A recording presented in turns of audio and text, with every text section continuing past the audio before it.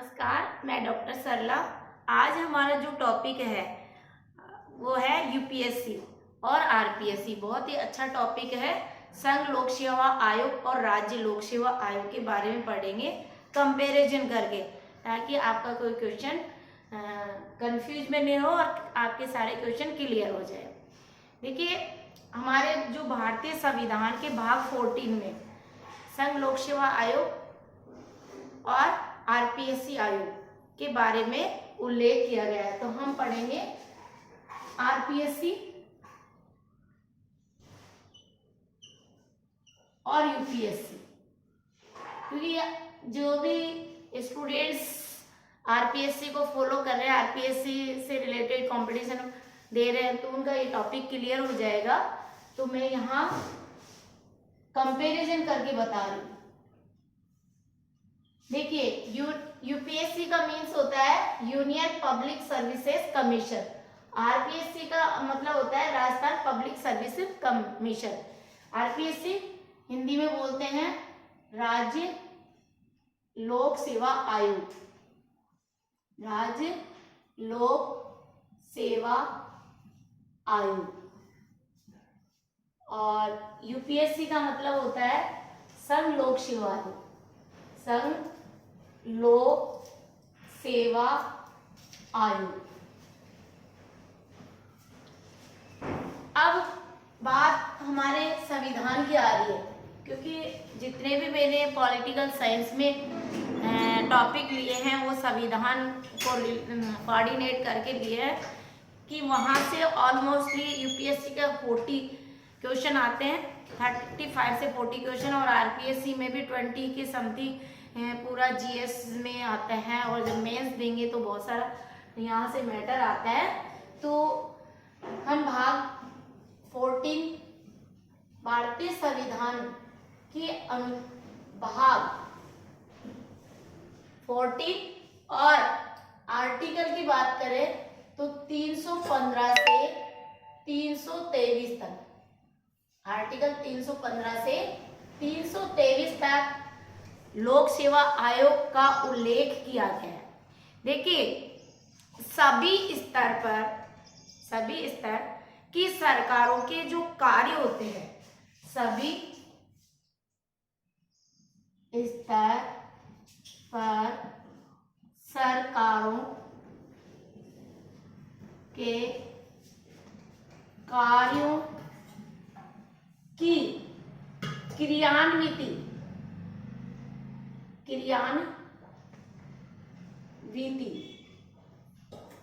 सभी स्तर के जो सरकार होती है, सरकारों के कार्यों के क्रियान्विति एवं संचालन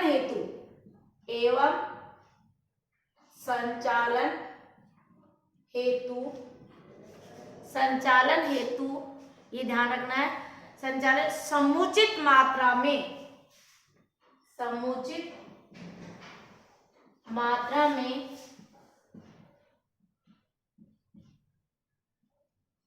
लोक सेवकों की आवश्यकता पड़ती है। क्लियर? सभी स्तर पर सरकार के कार्यों की क्रियान्विति एवं संचालन हेतु समुचित मात्रा में लोक सेवकों की आवश्यकता होती है, पड़ती है। और इन लोक सेवकों की भर्ती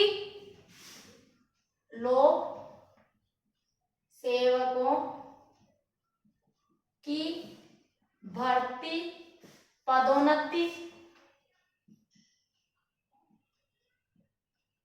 कॉन्सेप्ट क्लियर करना है अपना। लोक सेवकों की भर्ती, पदोन्नति आदि मामलों में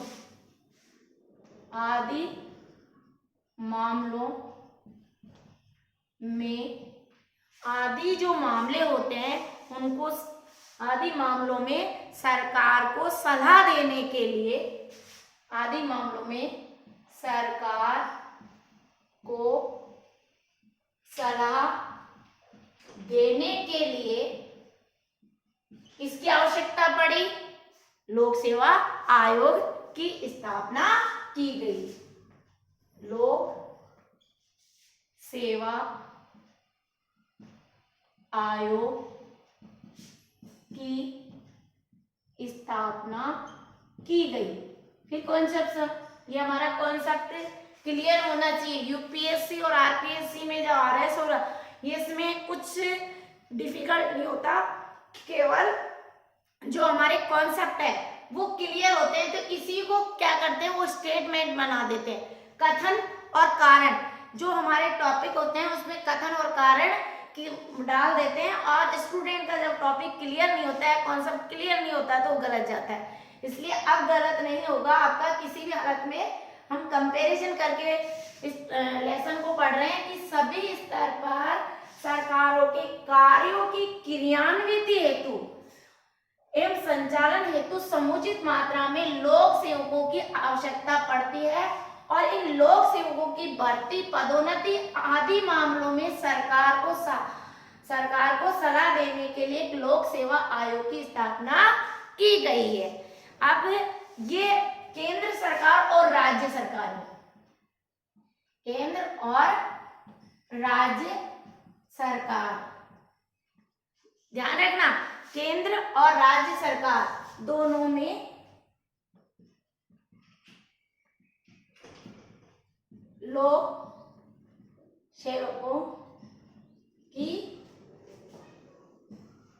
नियुक्ति की जाती है। ध्यान रखना, केंद्र सरकार और राज्य सरकार दोनों में लोक सेवकों की नियुक्ति की जाती है।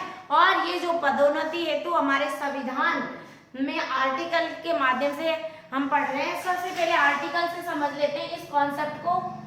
देखिए, आर्टिकल 351, इसको ऐसे समझिए, आर्टिकल 315 में क्या गया कि संघ व राज्यों के लिए, संघ व राज्यों के लिए, संघ व राज्यों के लिए क्या होगा, संघ और राज्यों के लिए एक लोक सेवा आयोग का प्रावधान, संघ और राज्यों के लिए लोक सेवा आयोग का प्रावधान। इसका मतलब समझे कि आर्टिकल 315 में एक संघ लोक सेवा आयोग की स्थापना की गई है। किसमें, सेंट्रल में, यूपीएससी की। अनुच्छेद 315 फर्स्ट में यूपीएससी की स्थापना की गई, यूपीएससी का गठन किया गया। और हम स्टेट लेवल की बात करें, राजस्थान की बात करें, पूरे ऑल ओवर स्टेट की बात करें, कि प्रत्येक राज्यों में एक लोक सेवा आयोग होगा का गठन किया गया है। केंद्र में भी यूपीएससी का गठन किया गया है, और हम राजस्थान को बात करें तो राजस्थान में भी आरपीएससी का गठन किया गया है। और सीधा क्वेश्चन पूछ ले कि आरपीएससी की स्थापना कब हुई, क्या आरपीएससी का गठन कब हुआ, क्वेश्चन, तो 20 अगस्त 1949 को। अब देखिए, 16 अगस्त को एक अमेंडमेंट जारी कर दिया गया, 16 अगस्त 1949 को ही एक अमेंडमेंट जारी कर दिया गया था आरपीएससी के गठन को लेकर। और जब आरपीएससी की स्थापना की गई थी वो जयपुर में की गई थी। ठीक है, ये ध्यान रखना है, आरपीएससी की जो स्थापना है वो जयपुर में की गई थी। ये क्वेश्चन जरूरी है कि जयपुर में राजस्थान लोक सेवा आयोग की स्थापना की गई थी। सबसे पहले सर्वप्रथम जयपुर में आरपीएससी, राजस्थान लोक सेवा आयोग आरपीएससी की स्थापना की गई थी। ये कॉन्सेप्ट क्लियर ना होना चाहिए। फिर देखिए, अब बात आ जाती है, यहाँ बिल्कुल कॉन्सेप्ट क्लियर होना चाहिए कि जो सत्यनारायण समिति थी उस समिति की सिफारिश पर, सत्यनारायण समिति की सिफारिश पर, ये ध्यान रखना, सत्यनारायण समिति की सिफारिश पर, सत्यनारायण समिति की सिफारिश पर, ये कॉन्सेप्ट क्लियर होना चाहिए, किसकी सिफारिश पर, तो जब राज्य पुनर्गठन आयोग, ये क्वेश्चन 1956 में राज्य पुनर्गठन आयोग, राज्य पुनर्गठन आयोग के समय सत्यनारायण समिति की सिफारिश पर अब आरपीएससी का कार्यालय कहाँ स्थानांतरित कर दिया? कार्यालय स्थानांतर जयपुर से अजमेर घूघरा घाटी, कहाँ स्थापना कर दी गई? जयपुर से अजमेर, और जयपुर से अजमेर में भी कहाँ? घूघरा घाटी, ये भी याद रखना है, घूघरा घाटी। ये भी क्वेश्चन को समझना है। 1956 में राज्य पुनर्गठन आयोग, कई बार क्वेश्चन में राज्य पुनर्गठन आयोग के बाद जैसे ही सत्यनारायण समिति की मंशा की सिफारिश पर जयपुर से इसका कार्यालय का स्थानांतरण आरपीएससी का स्थानांतरण घूघरा घाटी अजमेर में कर दिया गया। ये भी क्वेश्चन कई बार एग्जाम में पूछ दिया गया। तो ध्यान से क्लियर हमारा कि संघ में यूपीएससी का गठन किया गया था अनुच्छेद 315(1) में, और राज्यों में अनुच्छेद 315 में आरपीएससी का गठन किया गया था। अनुच्छेद की बात कर रही हूँ, अनुच्छेद की बात कर रही हूँ, ठीक है। संघ लोक सेवा अनुच्छेद 315 में संघ लोक सेवा आयोग का गठन किया गया, और अनुच्छेद 315 में एक राज्य लोक सेवा आयोग का गठन किया गया। अब बात आती है आर्टिकल 315, आर्टिकल 315(2), आर्टिकल 315(2) में क्या गया है कि दो से अधिक राज्यों के लिए, 2 या 2 से अधिक राज्यों के लिए एक संयुक्त आयोग के गठन का प्रावधान किया गया है। भारतीय संविधान के आर्टिकल 315(2) के में क्या कहा गया कि 2 या 2 से अधिक राज्यों के लिए एक संयुक्त लोक सेवा आयोग के गठन का प्रावधान किया गया है। अब बात आ जाती संयुक्त आयोग के गठन का प्रावधान, बशर्ते कि उन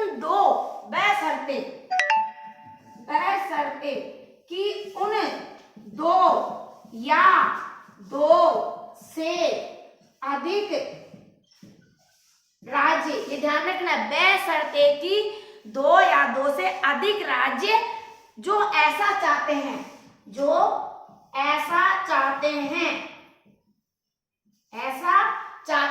और जब ऐसा चाहते हैं तो विधानमंडल क्वेश्चन को समझना, कॉन्सेप्ट क्लियर होना चाहिए। विधानमंडल इस आश्रय के प्रस्ताव, समझ गए? तो विधानमंडल, ये चीज समझना है, विधानमंडल इस आश्रय के प्रस्ताव को पारित कर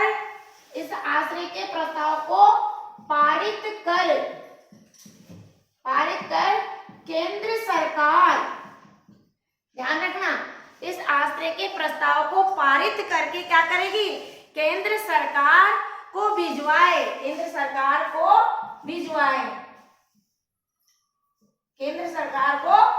देखिए आर्टिकल 350 में 2 या 2 से अधिक राज्यों के लिए एक संयुक्त आयोग का गठन का प्रावधान किया गया है, बशर्ते कि उन 2 या 2 से अधिक राज्य जो ऐसा चाहते हैं तो विधानमंडल में इस आश्रय के प्रस्ताव को पारित कर केंद्र सरकार को भिजवाएं। अब जब मैटर आ जाता है केंद्र सरकार के पास में, ये जो मामला जाता है किसका, कि 2 या 2 से अधिक राज्यों के लिए एक संयुक्त आयोग के गठन का प्रावधान किया जाए, आर्टिकल 352 में, तब तो क्या करेगी? संसद उन राज्यों के लिए एक संयुक्त आयोग का गठन करेगी। तो संसद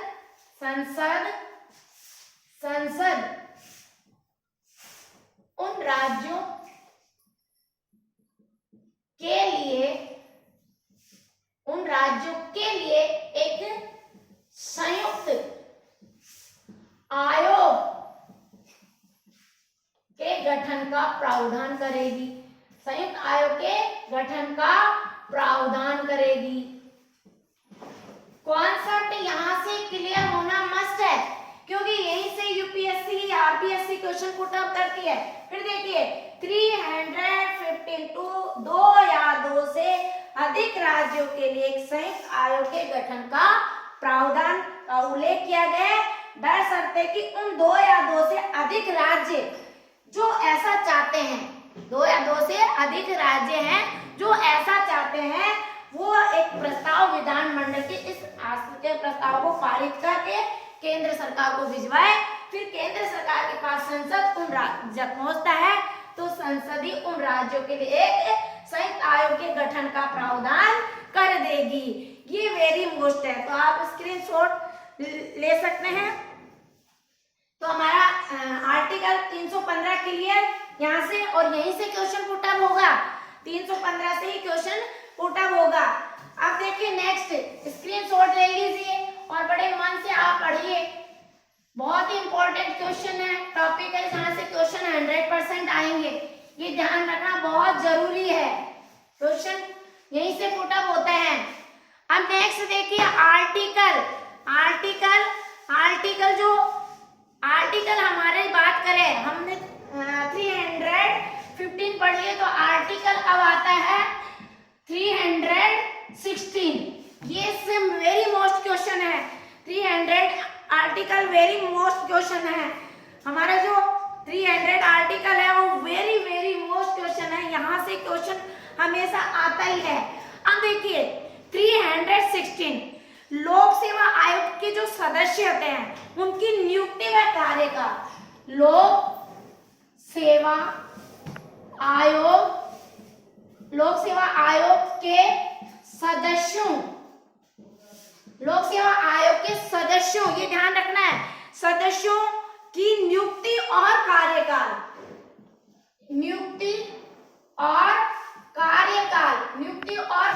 की बात करें, ऐसे आर्टिकल याद नहीं रहता है, तो यहाँ देखिए 316 आ रहा है, तो आपको पता है कि आरपीएससी की बात करें तो आरपीएससी के जो अध्यक्ष और सदस्यों का जो कार्यकाल होता है वो 6 वर्ष से 62 वर्ष, 6 वर्ष से 62 वर्ष जो भी पहले हो, 6 से 62 वर्ष जो भी पहले हो, ये ध्यान रखना है, 6 से 62 वर्ष जो भी पहले हो। अब देखिए ये चीज, अब यूपीएससी के सदस्य और अध्यक्ष के लिए, यूपीएससी के सदस्य और अध्यक्ष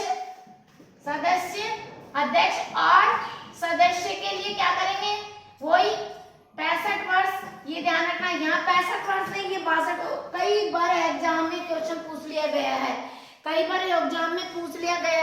बार इसको एग्जाम में पूछ लिया गया है कि जो इनके अध्यक्ष और सदस्यों का कार्यकाल होता है वो 65 वर्ष से 6 वर्ष जो भी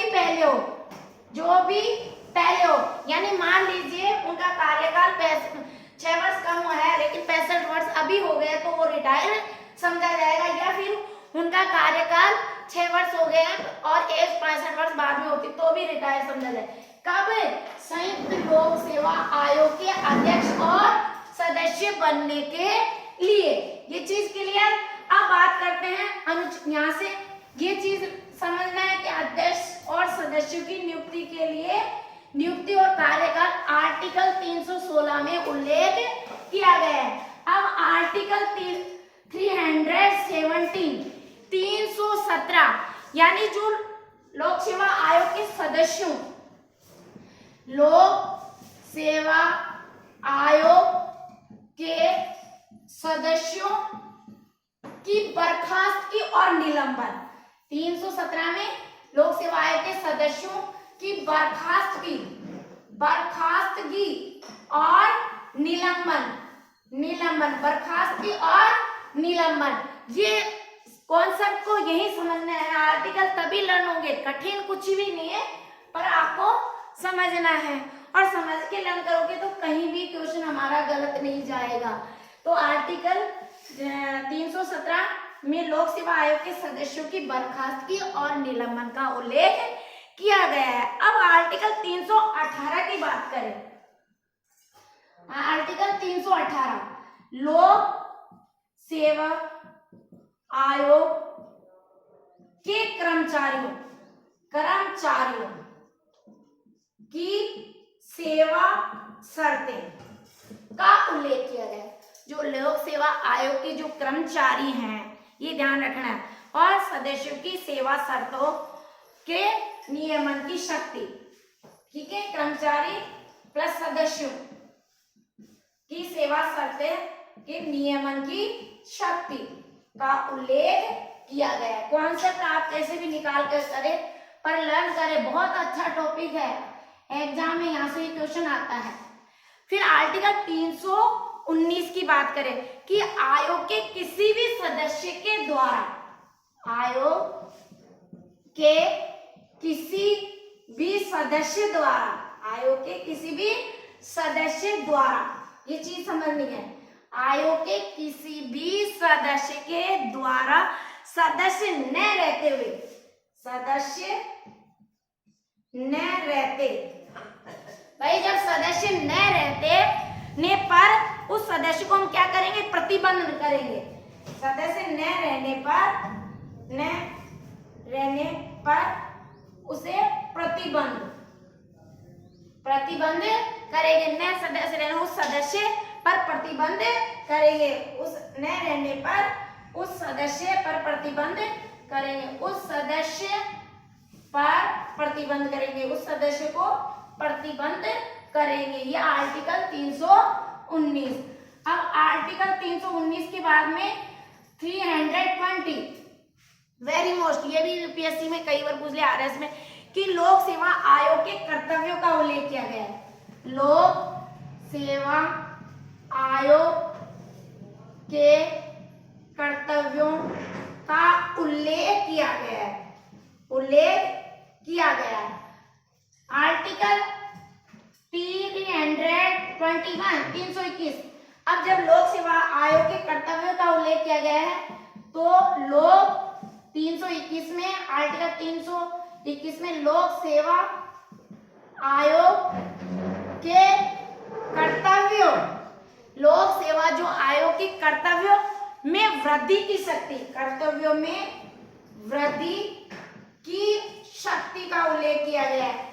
और आर्टिकल 322 अब लोक सेवा आयोग का विस्तार का उल्लेख किया गया है। 322 में लोक सेवा आयोग के विस्तार का उल्लेख किया गया है, आर्टिकल 323 वेरी मोस्ट, कि जो लोक सेवा आयोग है उसकी रिपोर्ट प्रस्तुत करेगा, जो भी कार्य हो रहे हैं उनकी रिपोर्ट पेश करना। लोक सेवा आयोग की रिपोर्ट, ये रिपोर्ट वर्ड याद रखना है, रिपोर्ट आर्टिकल 323 में, आयोग की रिपोर्ट 323 में पेश करेगा। अब देखिए क्वेश्चन सीधा सीधा पूछा जाता है कि संघ लोक सेवा आयोग के अध्यक्ष और सदस्यों की नियुक्ति कौन करता है। संघ की बात करें तो संघ लोक सेवा आयोग के अध्यक्ष और सदस्यों की नियुक्ति राष्ट्रपति के द्वारा प्रधानमंत्री की सिफारिश पर की जाती है, ये ध्यान रखना है, राष्ट्रपति के द्वारा ही की जाती है। आरपीएससी आयोग के अध्यक्ष और सदस्यों की नियुक्ति राज्यपाल के द्वारा की जाती है, ये कॉन्सेप्ट क्लियर होना चाहिए। अब देखिए आर्टिकल 331 के पार्ट 2 में, ये भी एग्जाम में आता है, बहुत ही अच्छा क्वेश्चन है, कि आर्टिकल 313 के पार्ट्स, 313 के पार्ट्स ये रटना है 3 में, ये 2 नहीं है यहाँ, सॉरी 3 है। विहित प्रक्रिया देखिए 313 के आर्टिकल भाग 1 के भाग 3 में विहित प्रक्रिया से राष्ट्रपति के द्वारा हटाया जा सकता है।